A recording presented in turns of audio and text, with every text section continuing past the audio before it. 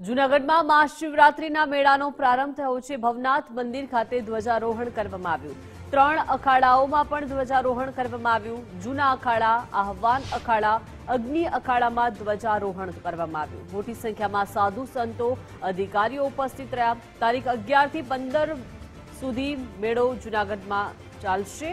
શિવરાત્રીની મધ્યરાત્રિએ નાગા સાધુઓની રવેડ નીકળશે। ભવનાથ મંદિર ખાતે કુંડમાં શાહી સ્નાન બાદ મેળાની પૂર્ણાહુતિ કરવામાં આવશે। મોટી સંખ્યામાં ભક્તજનો ઉમટી રહ્યા છે। ભવનાથ તળેટીમાં મેળાનું આયોજન કરવામાં આવ્યું છે। મેળામાં ભક્તજનોની ભારે સંખ્યામાં હાજરી અત્યારથી જ જોવા મળી રહી છે।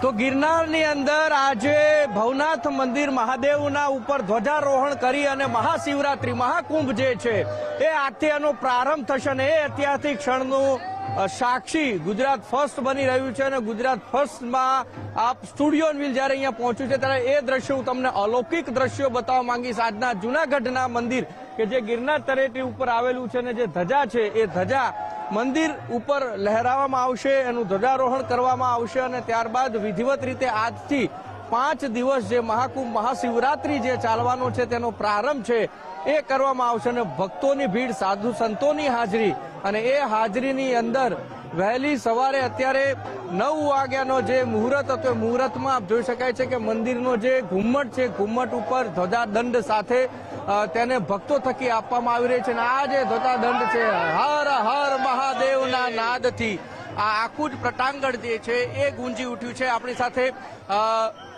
વિવેક સર છે, તેમની સાથે વાત કરીએ। સર, એક અલૌકિક ઐતિહાસિક ક્ષણના સાક્ષી આપણે બની રહ્યા। બિલકુલ, ગુજરાત ફર્સ્ટની સંપૂર્ણ ટીમ આવી ચૂકી છે ગિરનાર અને અત્યારે અમે ભવનાથના મંદિરમાં છે। ધ્વજારોહણ સાથે જ ગિરનારનો જે મેળો છે એનો પ્રારંભ થાય છે।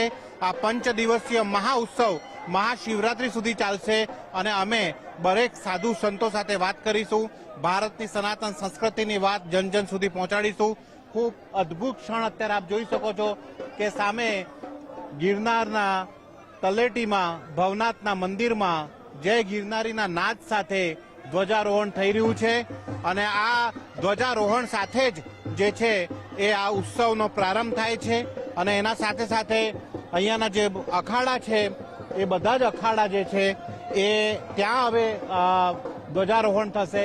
આપ જોઈ શકો છો સાધુ સંતોમાં જે ઉત્સાહ છે એ અલૌકિક છે અને આ જ ખાસ વાત છે ભારતની સનાતન સંસ્કૃતિની। અને એક બાજુ જો જોઈએ તો આ વખતે આ એક મહાકુંભ ગુજરાતમાં યોજાઈ રહ્યો છે। એવા જ દ્રશ્યો આપણે જોયા, જે પ્રયાગરાજમાં જે દ્રશ્યો આપણે જોયા એ જ દ્રશ્યો જે છે એ અત્યારે જૂનાગઢમાં જોવા મળે છે। સાધુ સંતો, મહંતો, મહાત્માઓ આપ જોઈ શકો છો અને હવે ધ્વજારોહણ આગળ થઈ રહ્યો છે। જી, એટલે જે વિધિવત રીતે જે પ્રટાંગણની અંદર નારિયેળ છે તે પણ સંત થકી નાખવામાં આવશે અને એને છે એ એના થકી ધ્વજારોહણ થઈ ચૂક્યું છે અને પછી નારિયેળ છે તેની છે એ કરવામાં આવશે અને ઐતિહાસિક ક્ષણનું સાક્ષી છે ગુજરાત ફર્સ્ટ છે એ બની રહ્યું છે। હર હર મહાદેવના નાદથી ગુંજેલો આ એનો પ્રસાદનો ભેટ લેવા માટે પણ ગિરનારીઓ જે છે તે અતૂટ શ્રદ્ધા સાથે અહીંયા પહોંચ્યા છે અને તેના દર્શન છે એ અહીંયા કરી રહ્યા છે। આજથી લઈ અને મહાશિવરાત્રી સુધી આ મેળો છે તે ચાલવાનો છે અને આ મેળાનું ઐતિહાસિક ક્ષણનું સાક્ષી એ ગુજરાત ફર્સ્ટ બનવાનું છે। ત્યારે આજ પણ 11 અખાડાઓ જે છે ત્યાં પણ એમના અખાડાઓમાં પણ હવે ધ્વજારોહણ થશે અને વિધિવત રીતે તેનો પ્રારંભ છે એ કરવામાં આવશે। આજથી ગિરનારની ગોદમાં મહાશિવરાત્રી મહાકુંભનો પ્રારંભ આ ભવનાથ મંદિર છે તેના ઉપર ધ્વજારોહણ વિધિવત રીતે તેનો પ્રારંભ થયો છે। મહંતશ્રી આપણી સાથે છે। મહંતશ્રી, આજે વિધિવત રીતે ધ્વજારોહણ થયું, 3 અખાડાના અંદર પણ ધ્વજારોહણ થઈ અને વિધિવત રીતે શિવરાત્રીના મેળાનો પ્રારંભ, કેટલો આનંદિત ઉત્સાહ, કેટલો અલૌકિક અહીંયા દ્રશ્ય અને સાક્ષાત મહાદેવના દર્શન? ખૂબ આનંદ અને હર્ષ સાથે અમે એવું જણાવીએ છીએ કે આ ભવનાથ તીર્થક્ષેત્ર છે એક ઉર્જાનું ક્ષેત્ર છે। અહીં આવનાર યાત્રિકને અંદરથી એક ઉર્જા મળે છે અને એ ઉર્જા આધ્યાત્મિક ઉર્જા છે। આજથી આ મેળાનો પ્રારંભ થયો છે, ભવનાથ દાદાને ધ્વજારોહણ થયું છે। સારાએ ભવનાથ તીર્થક્ષેત્રના સ્થાનિક સાધુ સંતો પણ આજે ધ્વજારોહણમાં હાજર રહ્યા છે અને સ્ત્રીપંથ દશનામ, જૂના અખાડા, આવાહન અખાડા અને અગ્નિ અખાડા 3 અખાડાઓમાં પણ ધ્વજારોહણ થયું। અન્નક્ષેત્રો શરૂ થયા છે, ધૂણાઓ પણ ચેતન થયા છે। ભક્તો પણ આ દર્શન, ભજન, ભોજન અને ભક્તિનો લાભ લેવા માટે સારાએ ભારતમાંથી આવી રહ્યા છે। આવનાર ભક્તો પણ ખૂબ ભાવથી આ ક્ષેત્રમાં આવે અને ખૂબ આનંદથી આ આધ્યાત્મ ઉર્જાનો લાભ લે. જય ગિરનારી, ઓમ નમો નારાયણ. મહંતશ્રી, આજે મહાકુંભ જેવી એક વાત છે કરવામાં આવી, એટલું અલૌકિક અને સુંદરતા પણ દર્શાવવામાં આવી છે. સાથે સાથે ભક્તોને જે સંદેશો શું આપી શકાય અને સાથે સ્વચ્છતા રાખવી, આ મેળાની પવિત્રતા જળવાય એ બાબતે આવનાર દરેક ભાવિકોને પણ જણાવીશ કે આ વખતેનો મેળો એક અલૌકિક મેળો છે. તંત્ર દ્વારા તમે જોઈ રહ્યા છો કે ગિરનાર દરવાજાથી લઈ અને ભવનાથ સુધી આખા ભવનાથ ક્ષેત્રમાં સરસ મજાનું સુશોભન છે, સારા ભીતચિત્રો છે. ભગવાન શિવની ભક્તિમાં આપણે ઉજાગર થઈએ એવી વૈદિક પરંપરા અનુસાર સરસ મજાનું ચિત્રરૂપ થયું છે, સુશોભન છે, સ્વચ્છતા છે. તો આવનાર યાત્રિકને પણ હું કહીશ કે આ સ્વચ્છતાનું આપ પણ ધ્યાન રાખજો.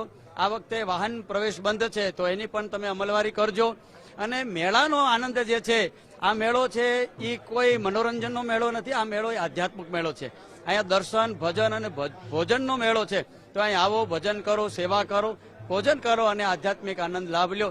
એ જ અભ્યર્થના. જય ગિરનારી, ઓમ નમો નારાયણ. ઓમ નમો નારાયણ. જય ગિરનારી એટલે અલૌકિક દ્રશ્યો અને એ દ્રશ્યો સાથે શંખનાદ ગિરનાર અને મહાદેવના નાદ સાથે આજથી મહાશિવરાત્રી પર્વનો પ્રારંભ. કેમેરા પર્સન વિનોદ શર્મા સાથે ઉમંગ રાવલ, ગુજરાત ફર્સ્ટ, ગિરનાર.